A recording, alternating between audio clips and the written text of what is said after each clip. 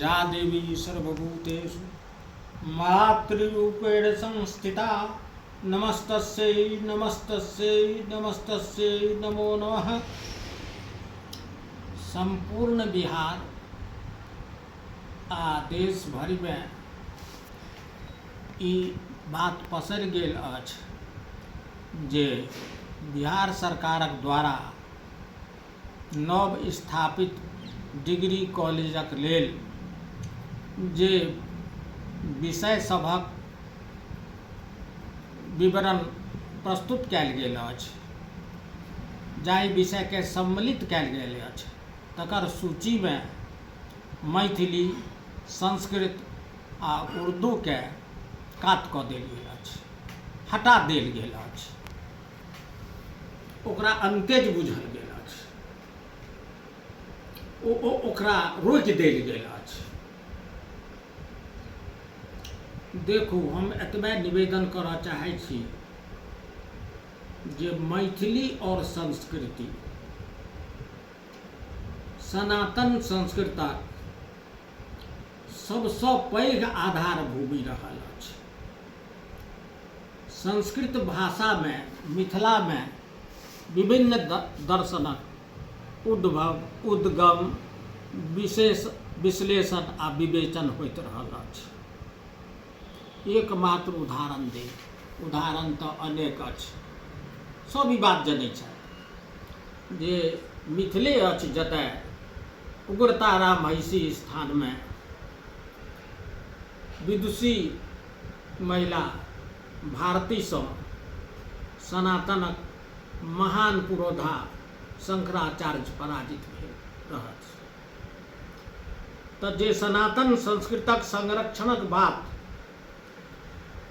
माननीय प्रधानमंत्री नरेंद्र मोदी जी और संपूर्ण देशक संत महात्मा और शंकराचार्य सब उद्घोष कऽ रहल छथि। आब तऽ जन जनक मन में सनातनक झंकार आ मशाल प्रज्वलित भऽ रहल अछि। एहि महामंत्र के सिद्ध कयल जा रहल अछि। ताहि संदर्भ में हम कहब, जे मैथिली भाषी छथि सएह सब संस्कृतो के रक्षा केने छथि। आइ मैथिली भाषी परिवार में जा कऽ पुरान पुरान पांडुलिपि सभक अन्वेषण कयल जा रहल अछि और हजारों हजार पांडुलिपि प्राप्त भेल अछि। ताहि महान परंपरा, ज्ञान परंपरा के रक्षक जे मिथिला अछि, तकर मैथिली भाषा के अध्ययन, अध्यापन, शिक्षण और महान संस्कृतज्ञ जे ई भूमि रहल अछि, ताहि सँ वंचित कयल जा रहल अछि। हम तऽ निवेदन करब जे संस्कृत और सनातन और मैथिली परंपरा जे ज्ञान परंपरा अछि, तकर जड़ के कटबाक एकटा षड्यंत्र अछि। एहि पर केंद्रीय नेतृत्व और बिहार सरकारक नेतृत्व के ध्यान देल जेबाक चाही। अहाँ मैथिली के शिक्षक बहाली करी नहीं करी, एहिठामक एक एक जे व्यक्ति अछि से योद्धा अछि, संकट में और क्रांतिकारी भऽ रहल अछि। तेँ हम भीख नहीं मंगै छी, तेँ हम सम्मिलित करबाक लेल अहाँके आंदोलन करब तकर चेतावनी नहीं दऽ रहल छी। लेकिन कोनो कार्य केला सँ पहिने सोचबाक चाही जे एकर परिणाम की है। तो यदि सनातन संस्कृत के समूल नष्ट करबाक हुए तो संस्कृत और मैथिली के खत्म कर दियौ। हम सब नहीं होकब, अहाँके हाथ पाकत आगि में, अहाँ आगि में हाथ देबाक लेल तैयार छी तऽ दैत रहू। और भारतक संविधानक जे मूल स्थापना अछि, ताहि में अनेकता में एकताक संदेश अछि। तही पर ई संपूर्ण सनातन देश, गंगा और महासागर टिकल अछि। तेँ उर्दू भाषा जे अछि से ज्ञान के महान स्रोत उर्दू हुए, फारसी हुए, अरबी हुए, तेँ भारतक जे अनेकता में एकता के सूत्र अछि, ताहि दृष्टि सँ देखैत और जे देशभक्त मुसलमान छथि, तनिकर भाषा के सेहो वंचित करब हमरा जनैत भारतक जे महान परंपरा अछि हिंदू धर्मक जे महान परंपरा अछि, हिंदुत्वक जे महान संस्कृति अछि, ताहु दृष्टिसँ अनर्गल हैत आ अनावश्यक देश में उत्तेजना उत्पन्न करबाक लेल ई प्रशासनिक स्तरक षड्यंत्रके अविलंब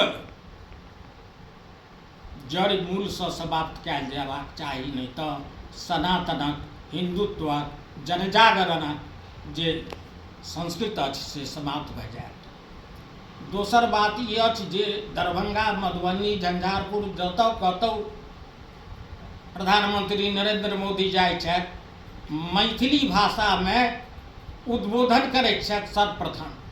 ई सर्वविदित अछि, दुनिया भर के लोक के ज्ञात छै ओकर की संदेश छै, ओकर की मैसेज छै।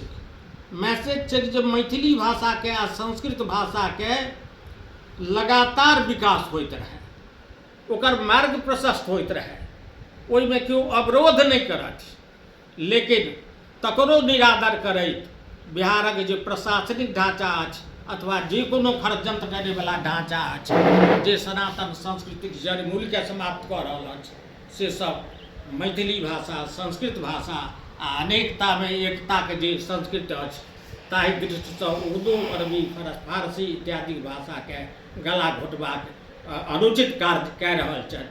हम अहाँके खाली सावधान कऽ रहल छी, हम अहाँ नहीं मगै छी। मैथिली भाषा तऽ अमरलत्ती छै, संस्कृत तऽ देव भाषा छै। एहि भाषा के खत्म कऽ सकैए? एहि भाषा के खिलाफ बहुत लोग षड्यंत्र कयलक। आ जायन्ते च मृयन्ते च मादृशा क्षुद्र जंतवा, एहन जे क्षुद्र जंतु अछि से कालक प्रवाह में नष्ट भऽ गेल और मैथिली के अखनो जय जयकार भऽ रहल छै।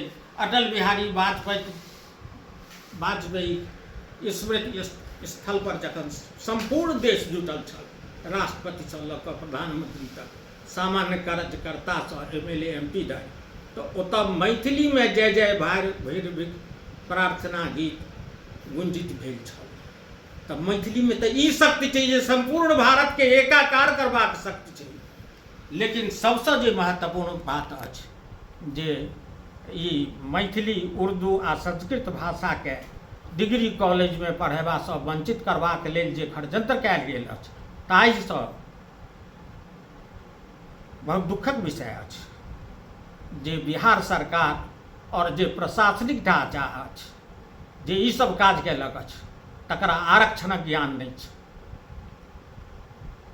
हिंदी, अंग्रेजी के शामिल कयल गेल अछि और भाषा के शामिल कयल जा सकैत अछि, हमरा ओहिसँ कोनो विरोध नहीं अछि।